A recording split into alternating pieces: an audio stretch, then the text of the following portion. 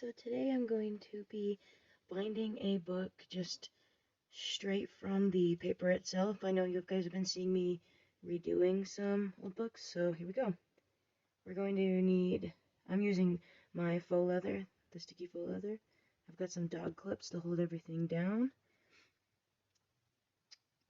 I've got some wax thread and my container of needles, just choosing a couple. Got my PVA glue and Elmer's glue stick, my scissors, a knife, pencil, book corners, and my paper cutter, along with some scrapbook paper and chipboard. And we're ready to go. So the first step is to fold every single last piece of paper in this pile.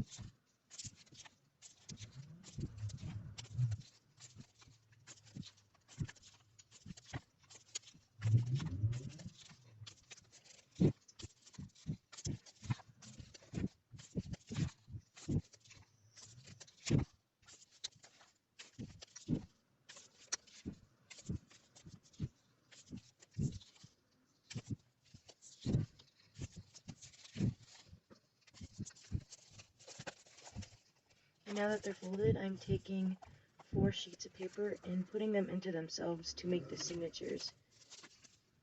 I just open one up and then I count to 3 and then there's 4 pieces of paper. This will make 8-page pamphlets, and it'll make it so that I can sew through them to attach everything together.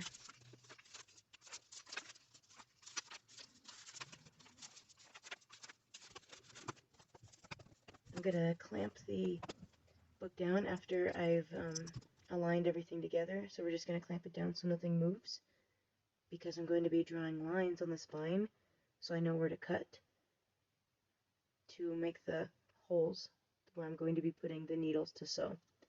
You can use an awl when preparing the spine for its holes, but I found that a serrated steak knife does it really well. There I was just marking 1.5 inch markings on the spine of the book so I can get ready to cut them.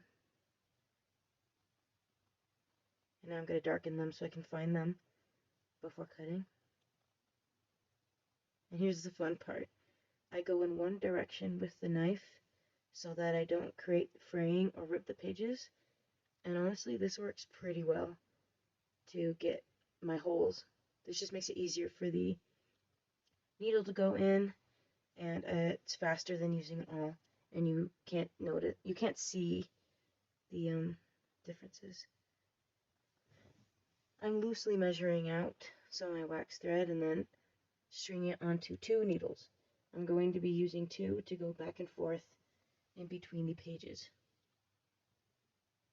I start off with the first signature and I put 1 needle through, and I try to make the wax thread even. I stick it through the next hole, and then with the other needle, switching needles, I'm going to put that through the same hole and then back out, and then with a different needle back in through the same hole. And we basically repeat this process for each signature.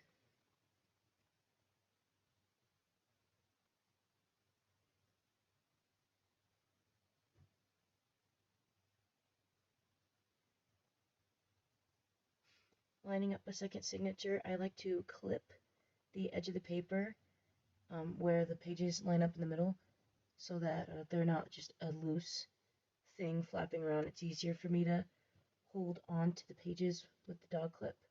And I'm just doing the same process as I did with the first signature, but when I come out from the inside, I like to weave it into the wax thread from the first one so that they're all being held together from each hole of the signature.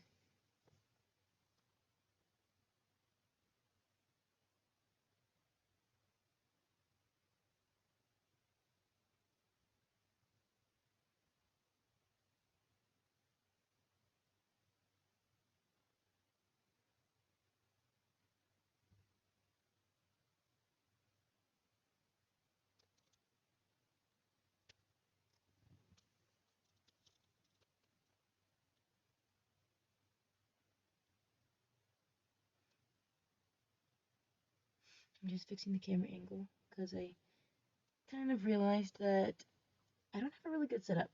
That's just college setup, I guess. Eventually, when I move, I'm thinking of getting a better studio for me to be able to do these videos.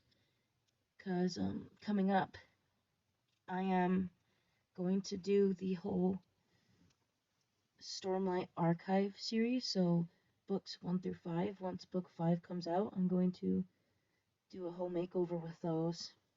If you guys follow my fiance on Reddit, you would be able to see the plans that we're doing. I don't post a lot of stuff on YouTube. He's usually the social media guy. And I'm just repeating the process of adding signatures while stitching them together.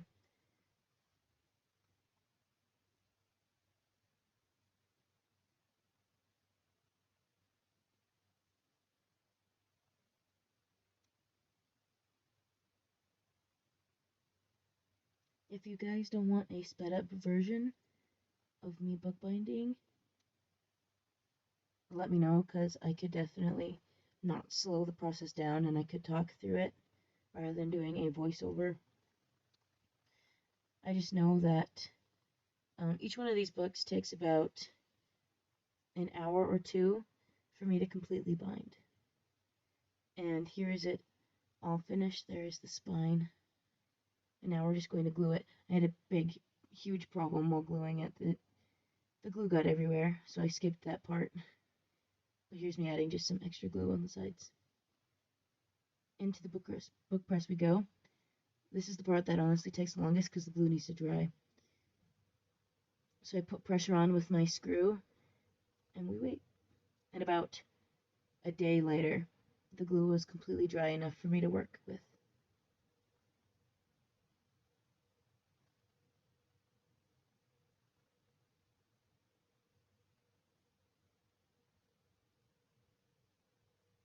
Just checking the spine alignment, all good stuff. Now we're going to make the covers. This part's usually pretty easy. I just line up the spine and line up the top cover with the book, and I will mark out where I want the cover to be. In this case, I'm making a little bit of an overhang, about 1/8 of an inch. I do like to have a lip. I cut it with my paper cutter. This makes the job so much easier.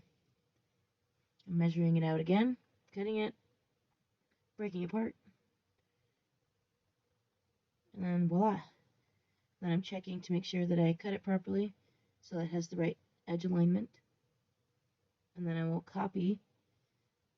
I'm cutting the edges, but now I'll copy it onto a next sheet of chipboard and then cutting that up to shape.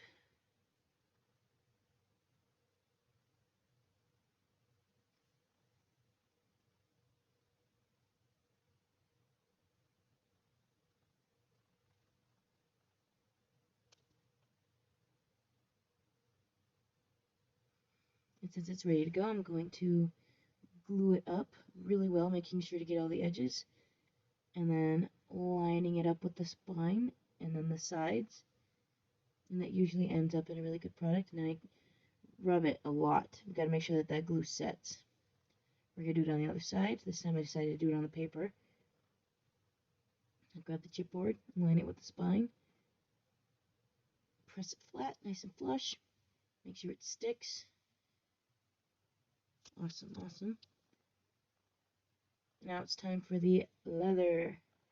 I pre-cut it out to make life easier for everybody because I have really big rolls of this stuff. I like to add this extra leather so that the spine is a little bit more secure. Because I want the book to stick together, so I cut it out to size so that just fits on the spine a little bit better.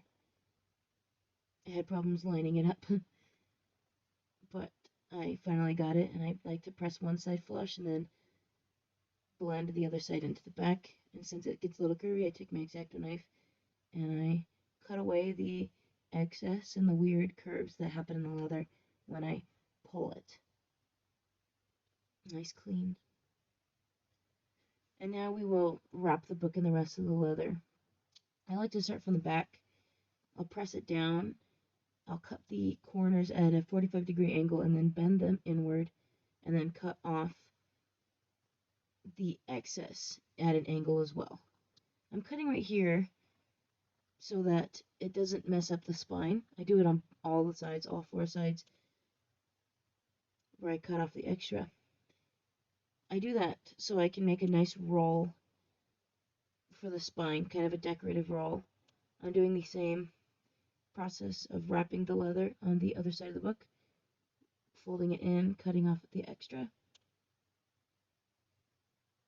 cutting the spine edges, folding them in, cutting off extra.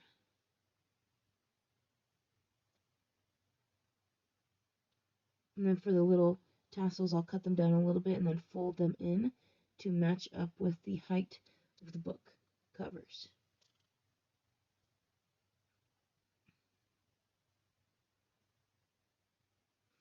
And now I'm just making sure that the folded pieces of my scrapbook paper will actually fit inside of the book if I fold it.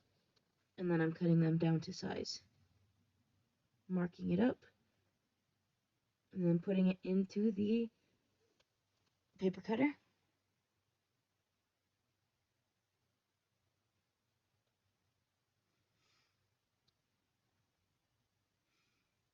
Making sure it fits properly. And then I'm going to glue it down. Again, heavy glue. There's so much glue. You want everything to stay pieced together. You'll glue one side, make sure it's flush, glue the other side, and then make sure that sticks too. And now we'll do it to the other side.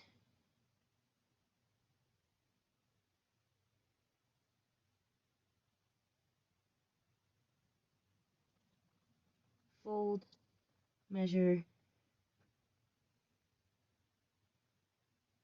cut.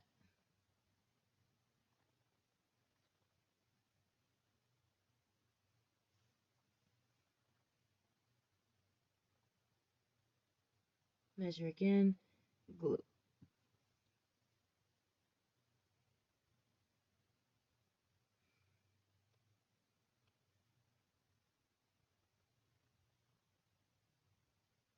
I have to make sure the pages don't stick to each other while gluing, but we did good.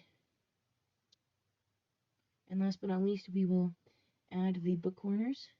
This is the fastest part. You just put them on the corners of the book, and after they've been put on, I like to take my pliers and kind of give them a little scrunch so that they stay on the book. But here's the finished product. We'll see you guys later. Thanks, bye.